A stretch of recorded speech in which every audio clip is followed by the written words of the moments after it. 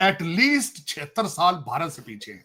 नवाज शरीफ ने prime minister Narendra Modi को तीसरी बार इनको इंडिया भेजा करें कोर्स करने के लिए, उसे ही हर बार रगड़ा लगाया जाता है। चीमा साहब, मैं आज की ये बात शुरू करने से पहले इसकी बेस बनाना चाहूंगा कि आज आप कहां हैं। आप भारत से, अपने पड़ोस से तो आप बात नहीं करनी चाहिए आपको, क्योंकि आपका और उनका 76 साल का प्रूवन गैप है।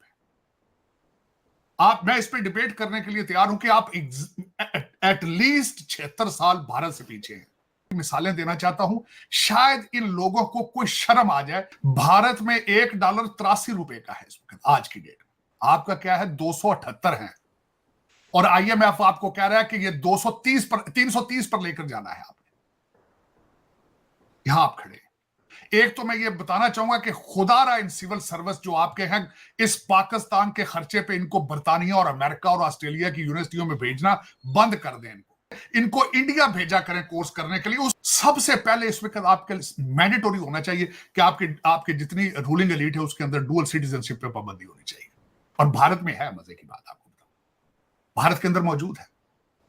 मोदी साहब के दौर के अंदर 5 करोड़ लोग मजीद टैक्स दहंदा जो है वो रजिस्टर हुए हैं।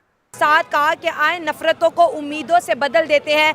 बदले में जो है मोदी साहब ने उनको थैंक्स भी बोला और कहा कि हम भारतीयों की सिक्योरिटी पे कोई कॉम्प्रोमाइज़ नहीं करेंगे। ये जो दोनों लीडर्स के बीच जो एक्सचेंज हुआ है एक्स के ऊपर, इसके बारे में आपकी क्या राय है? क्या लग रहा है आपको कि आने वाले हालात कैसे होने वाले? अगर हमारे इंडिया के साथ रिलेशन बेहतर होते हैं तो उसके साथ हमें क्या फ़ायदा, क्या नुकसान है? बिल्कुल, बड़ा अच्छा पॉइंट उठाया, ज़रूर डिस्कस करें। और सबसे पहले जो हमें बेनिफिट हैं वो फाइनेंशियल बेनिफिट हैं। फाइनेंशियल बेनिफिट में ये है कि अगर हम इंडिया के साथ ट्रेड करते हैं ना, तो ये जो पाकिस्तान में 67% लोग जो भिखारी भूखे नंगे सो रहे हैं ना, कम से कम उनको 2 वक्त खाने की रोटी मिल जाएगी। ठीक है, अगर हम उनके साथ ट्रेड करते हैं ना, ये जो इंडिया हमसे नमक बाय करता है, हमारे साथ दुनिया में कोई भी मुल्क ट्रेड करने को तैयार ही नहीं है। क्यों हम फॉल्ट में हैं? क्यों हमारा जो असल में स्टेटस है दुनिया के सामने, वो हम नखट्टू हैं, नकम्मे हैं। भाई हमारे साथ कोई ट्रेड, हमें कर्जा जो दिया जाता है ना, वो सऊदी अरब जमानत देता है, फिर हमें कर्जा इशू होता है। रेपुटेशन नहीं है ना। जब तक हम भारत के साथ ट्रेड ना करेंगे, हमारे मुल्क की कभी भी इकनॉमी ठीक नहीं हो सकती।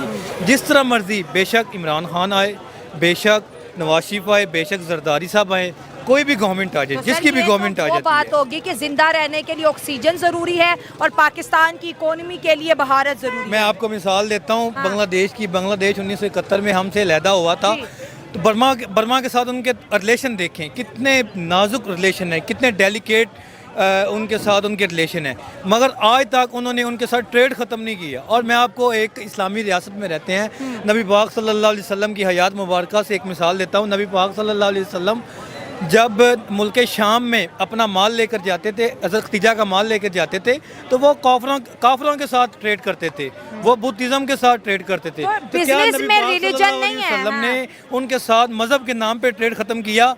नहीं किया।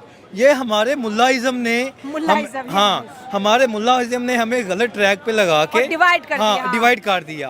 और बेसिकली हमारी बुक्स में हमें ये पढ़ाया जाता है कि इंडिया हमारा दुश्मन है। 1965, 1971 जो भी है, इंडिया हमारा दुश्मन नहीं है। ठीक है, ये अगर मैं हिस्ट्री में मैंने 2-4 किताबें पढ़ी हुई हैं, इससे आगे 2-4 लफ्ज़ बोलूँगा तो मुझे उठा लिया जाएगा।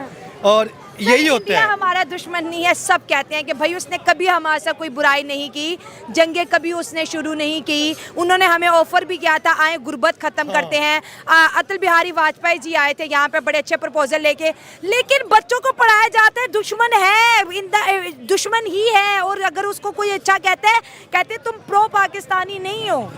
मैम पता है क्या है, एक छोटा सा बच्चा है ना, आप उसके जहन में जो डालेंगे ना, उसके जहन में वही रहेगा। ठीक है, बच्चा एक पंजाबी घर में पैदा होता है, वो पंजाबी बोलता है। इंग्लिश घर में पैदा होता है तो इंग्लिश बोलता है। जो नेटिव लैंग्वेज होता है या नेटिव इन्वायरमेंट होता है ना मैम, बच्चा उससे बहुत सीखता है।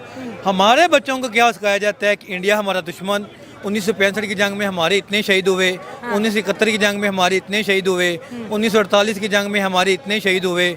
ओ भाई, मज़हब के नाम पे तुमने मुल्क तो बना लिए, इसको चलाना भी सीखो। सही है। इंडिया हमसे नमक बाय कर दिया, नमक बाय करने के बाद कितना पैसा कमा रहा है आपको आइडिया नहीं है।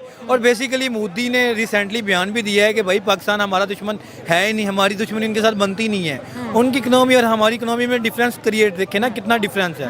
कोई मेल जोल बनता ही नहीं। अगर डिफरेंस का कुछ थोड़ा बहुत फर्क हो ना 19-20 का, फिर चलो कहते हाँ, हैं उनकी जितनी हमारी टोटली इकोनॉमी है उतना वो फिल्म इंडस्ट्री से कमा रहे हैं। सही है। और सर देखिए हमारा फॉरेक्स रिजर्व 7-8 बिलियन डॉलर का है, उनका फॉरेक्स रिजर्व 650 बिलियन डॉलर का है। बनती तो तब दुश्मनी हम 700 पे होते या वो 800 पे, तो फिर हम कहते यार खारबाजी है, जलन होती है। वो हमें अपना दुश्मन नहीं मानते, लेकिन हमें तो बताया जाता ना इंडिया मुर्दाबाद के नारे लगाओ, इंडिया दुश्मन है, दहशतगर्दी करा रहा है, मोदी हमारा सगा नहीं है, फलाना सगा नहीं है। ये कैसी पॉलिटिक्स है हमारे मुल्क में? मैम मैं आपसे ये कहूँगा कि अगर हमारे जो पॉलिटिकल लीडर हैं अगर वो इस तरह का चूरन नहीं बेचेंगे तो how they can destroy our country, how they can destroy our country. जो उन्होंने हमारे मुल्क को तबाह कर दिया, ठीक है, और जो तबाह कर रहे हैं, अगर ये चूरन हमें नहीं बेचेंगे, ये चूरन हमें नहीं पढ़ाएंगे तो ये किस तरह पॉसिबल है, ये बताएं आप मुझे। बलोचिस्तान में हमारे इतने रिसोर्सेज हैं। I can't speak on this topic because this is a so delicate topic. उठा लिया जाएगा आपको, जो बोलता है उसकी ज़बान काट ली जाती है, ठीक है।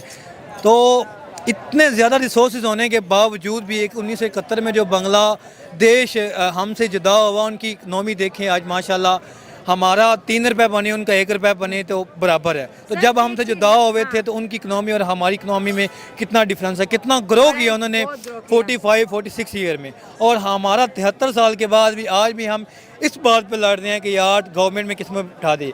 हमें बड़ी मुद्दत के बाद कोई ईमानदार लीडर मिला, उसके साथ क्या हो रहा है ये फिर पॉलिटिकल बहस चली जाएगी।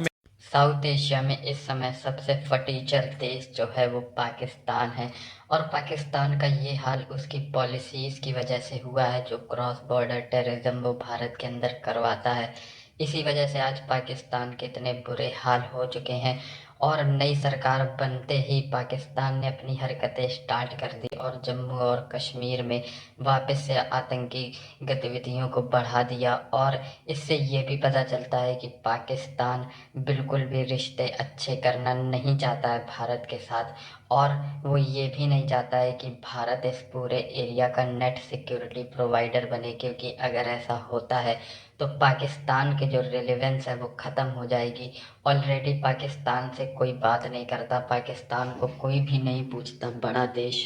और चुनाव से पहले ऐसी बातें हो रही थी कि भारत में जो नई सरकार बनेगी उससे पाकिस्तान बात कर सकता है, और पाकिस्तान अगर ट्रेड स्टार्ट करने के लिए भारत से रिक्वेस्ट करता है तो बहुत ज़्यादा प्रोबेबिलिटी है कि भारत ट्रेड स्टार्ट कर दे। लेकिन इन सभी उम्मीदों पर पानी फिर चुका है। पाकिस्तान के नापाक इरादे सबके सामने आ चुके हैं, और ये भी हम सब ने देख लिया है कि किस तरह पाकिस्तान क्रॉस बॉर्डर टेररिज्म की अपनी पॉलिसी है वो बदलने नहीं वाला है। और उसका सबूत ये है कि हाल ही में जम्मू एंड कश्मीर के रियासी इलाके में वापस से टेररिस्ट अटैक हुआ, और इस पर पाकिस्तानी मीडिया का खुद ये कहना है